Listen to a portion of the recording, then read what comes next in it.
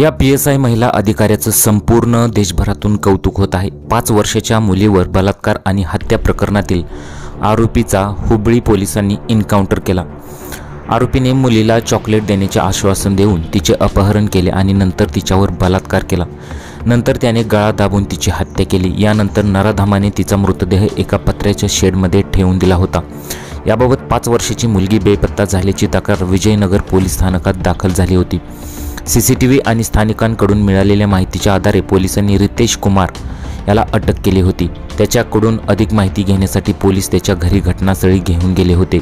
तेथे रितेश कुमार यांनी पोलिसांवर हल्ला करून पळून जाण्याचा प्रयत्न केला।